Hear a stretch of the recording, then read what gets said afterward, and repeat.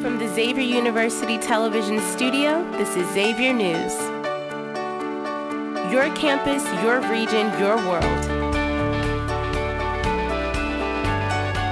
This is Xavier News.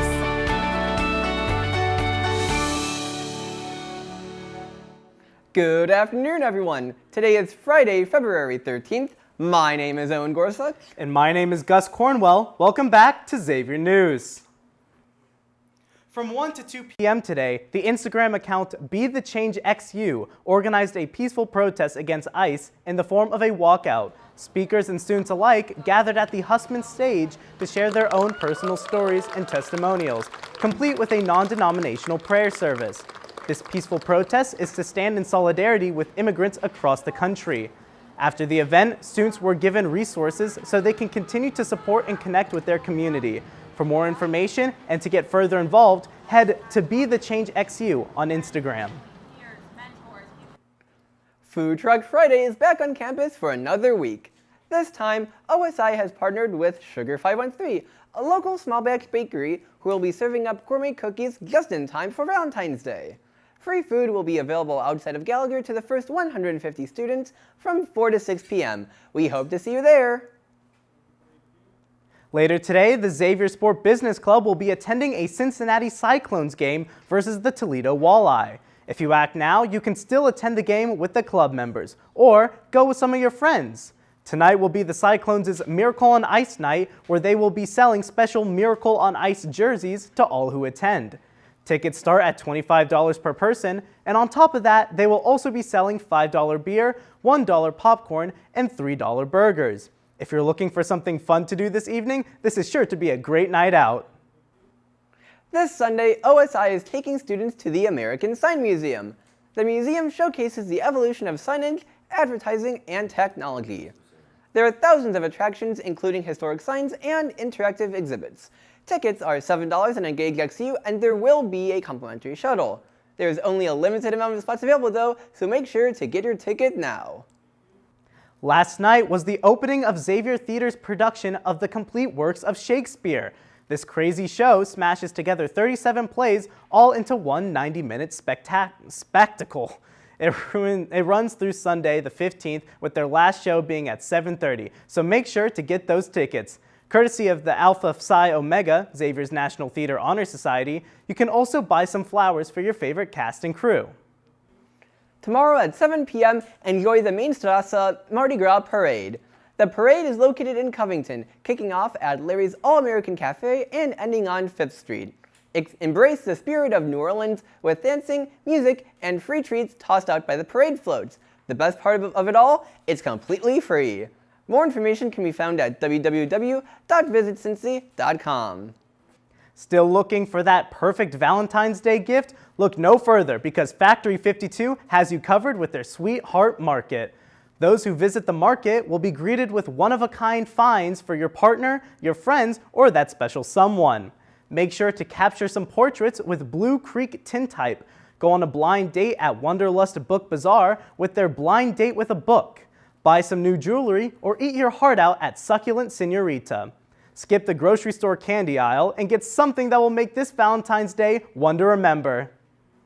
Don't leave just yet. We'll be right back with more captivating stories. Let's see what students' favorite class of the semester is so far.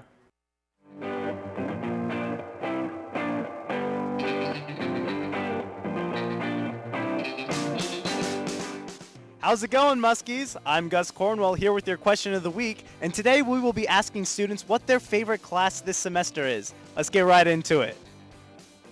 All right, so I'm here with Julia Montoya. And what's your favorite class this semester? Mine's probably my honors rhetoric class. Oh, that sounds fun. All right, so I'm here with Maylee. And what's your favorite class this semester? Probably my macroanalysis class. Oh, that sounds hard. All right, so I'm here with Michael Rentmeester. And Michael, what's your favorite class this semester? This semester it would be bioethics with Dr. Dwyer. Oh, that's awesome. Thanks, man. Yeah. Accounting 200 because I love Professor Madsen Highland. That's awesome. That's a good question. I gotta go with audio production with the GOAT, Kyle Howland. Oh, that sounds like a fun class. This semester has to be media literacy with Dr. Hank. I love that I have all my friends in there, and it's just a great class. Today we literally talked about the Super Bowl ads. That's awesome. Or communication, because all we do is give speeches and not too much work that I gotta worry about. Oh, that sounds stressful. Thanks, man. Dr. VW's European Reformation to Present. It's 201, your History 201, but she's just an amazing professor and just so entertaining. That sounds so fun. Thank you. Thank you. My favorite class this semester is definitely Italian 300. It's a class that I was told it hasn't been given in the last 15 years, so I'm very excited for it. And yeah, with Professoressa Kelly Blank. Oh, benissimo. I would say business law. We're learning about a really basic foundation of a business and business law kind of stuff, and I really liked it. That sounds awesome, man. Thank you. Thank you so much.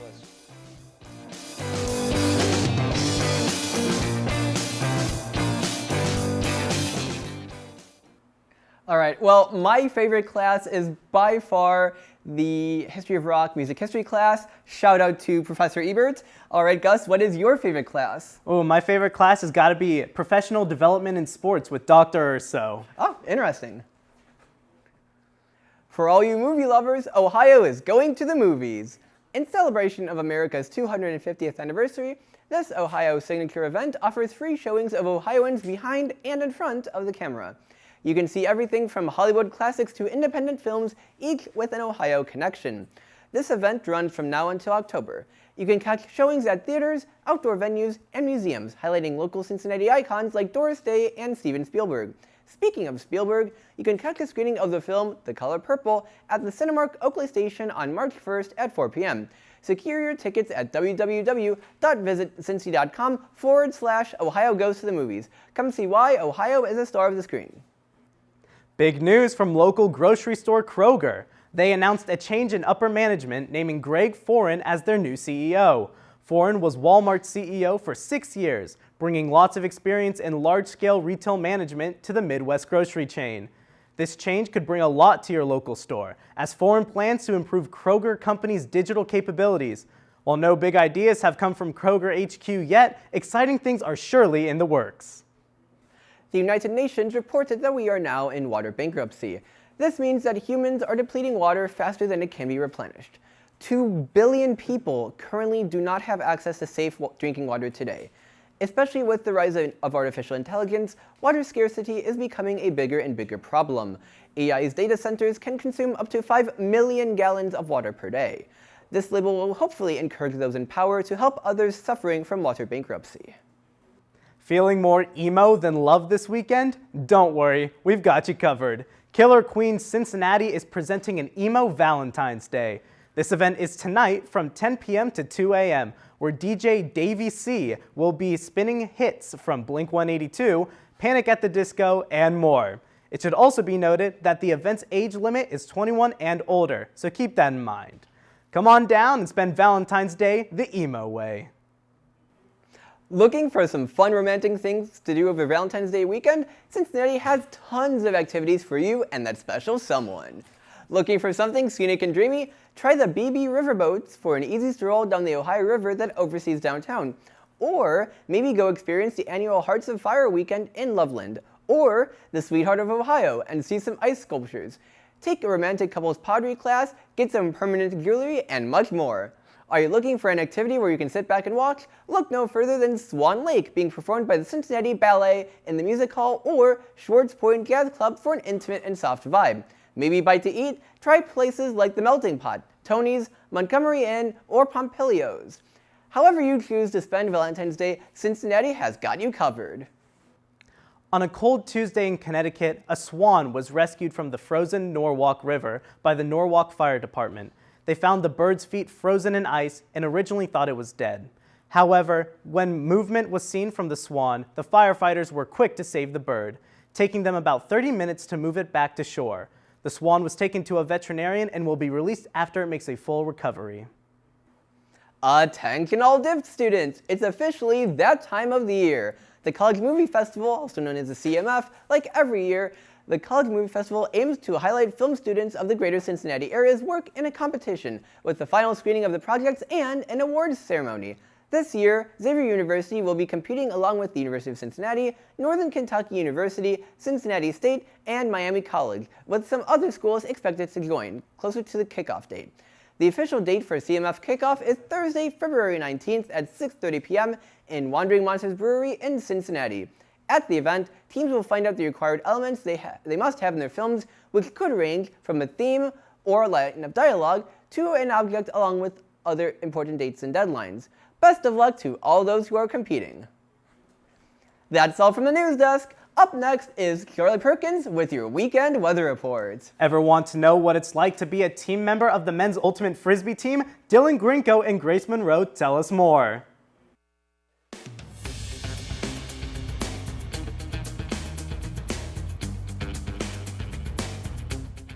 I would say the greatest thing I've gotten out of the club is the friends I've made.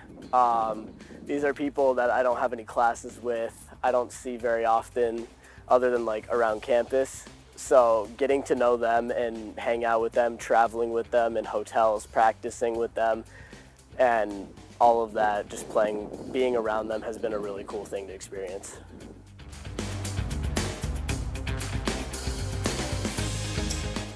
The reason I joined men's frisbee is I've been playing frisbee since middle school, so it's something I've been very passionate about my entire life. And the guys at Manresa who are on the frisbee team seemed very cool and convinced me to join. I joined Ultimate Frisbee my freshman year. I met them at club day with my freshman year roommate, and I was really not anticipating sticking around, but I really enjoyed the first couple of practices, and the guys I met were a lot of fun, and so I stuck with it. The reason I decided to play Ultimate Frisbee at Xavier is because I played all 4 years in my high school, and my brother's also on the team as well. So.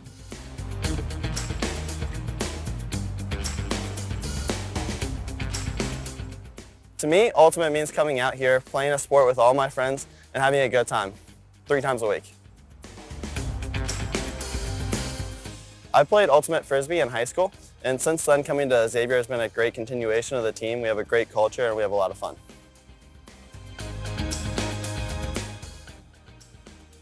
One of the best experiences I've gotten out of the men's Ultimate Frisbee team was going to Portland, Oregon for a tournament. It was an incredible experience. I got really close to a lot of the guys on the team, and some of those guys I still keep in touch with even though they're 2 years graduated. And we just all got really close because of it. We all really leaned on each other, and I think it really speaks to the brotherhood that is this team.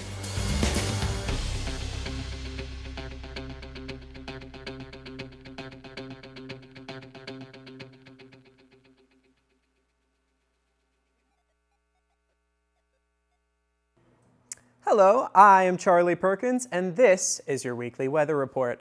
So, today, Friday, we have a high of 48 and a low of 24, and we see some sunny skies. Now, tomorrow on Saturday, it's going to be cloudy with a high of 52 and a low of 30, and Sunday, it's going to suck because it's going to rain with a high of 51 and a low of 38, so don't make any plans then. That's all for your weekend weather. We will be right back with Jill on sports.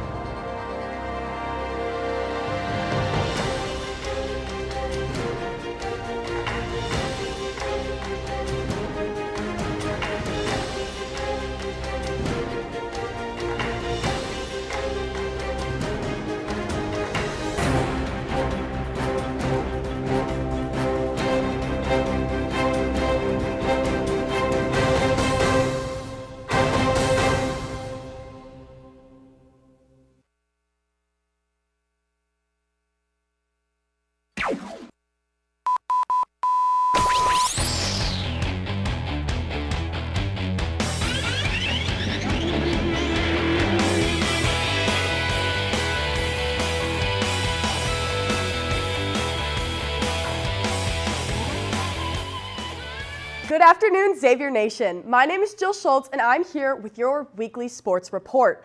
This week has been action-packed for the Musketeers. On Monday, Xavier took on St. John's at Madison Square Garden and battled into overtime against the ranked Red Storm. The Musketeers found themselves deep into foul trouble in the late game and fell short with a final score of 82-87. This game marks the 24th father-son coaching matchup in college basketball. Fathers lead this series 21-3. Men's basketball will have another game tomorrow here at home, facing off against Marquette. There will be a student t-shirt giveaway at this game to honor Military Appreciation and First Responder Day. Women's basketball returned to the Cintas Center this Wednesday to take on Villanova. The Musketeers lost this matchup against the second-ranked team in the Big East Conference. Baseball is ready to kick off their season with their first series of the year against East Carolina. Their first game will be today at 4 p.m., with 2 additional games over the weekend. Many other Xavier teams have been in action this week, including men's golf at the Lake Jovita Invitational, track and field at the Music City Challenge at Vanderbilt. Men's tennis will face Cleveland State today and Northern Kentucky tomorrow. Women's tennis will be competing tomorrow as well, facing off against Kentucky. Lastly, women's lacrosse will be at Eastern Michigan tomorrow for their second game of the season. Super Bowl 60 concluded this Sunday with the Seahawks bringing home their second ever Lombardi Trophy. This matchup against the Patriots started off as a very defensive game with nothing but field goals being scored by the Seahawks for the first 3 quarters. The Patriots struggled to respond, posting 0 points until the fourth quarter. Despite the lack of touchdowns, Seahawks kicker Jason Myers drained 5 field goals, setting a Super Bowl record. As the game concluded, Seahawks running back Kenneth Walker III was crowned Super Bowl MVP. This marks the first running back to win this title since Super Bowl 32 in 1998. Speaking of making history, Team USA has been on fire since the Winter Olympics kicked off last week. Team USA figure skating had multiple successful events throughout the weekend. 21-year-old Ilya Malinin, also nicknamed Quad God, dominated men's free skate and even landed a backflip on the ice.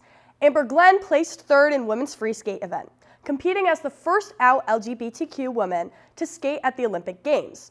20-year-old Alyssa Liu made her Olympic return this weekend as well after retiring from skating at 16 years old. The efforts of these Team USA skaters, alongside a few others, secured the team first place overall. On Tuesday, 21-year-old Layla Edwards became the first ever black woman to play on the U.S. women's Olympic hockey team. Not only that, but Edwards scored a crucial goal that helped Team USA beat their longtime rival, Canada, 5-0. This win on Tuesday marks the first ever U.S. shutout against Canada in the Olympics. Team USA made even more history on Tuesday in curling. Corey T.C. and Corey Dropkin took home the team's first ever Olympic silver medal in mixed curling as they faced Sweden in the finals. On Wednesday, U.S. speed skating star Jordan Stolz set an Olympic record for the 1,000-meter race. Team USA also has success in their freestyle skiing women's moguls event on Wednesday. Elizabeth Lemley brought home a gold medal, with Jalen Koff securing second place. Together, this duo produced the first ever American 1-2 finish in a women's freestyle skiing event in Olympics history. Yesterday, Chloe Kim competed in the halfpipe final, attempting to become the first snowboarder to win 3 straight gold medals. Although she fell short of this initial goal, Chloe Kim still earned silver medal in the event for Team USA. As for an injury update, Team USA skier Lindsey Vonn underwent her 3rd round of surgery on Wednesday for her broken leg. Vonn ruptured her ACL 9 days before her race, but was committed to competing on Sunday. 13 seconds into her downhill skiing final, she suffered a major crash where she was then airlifted to a nearby hospital. Lindsey Vonn is still undergoing treatment, but is grateful to Team USA for giving her something to cheer for. There's a lot more action to come, so tune in next week for more updates in everything athletics. That's a wrap on the sports report for this week. Happy early Valentine's Day, Muskies. We're wishing you all a safe, happy, healthy weekend, and of course, remember, go X.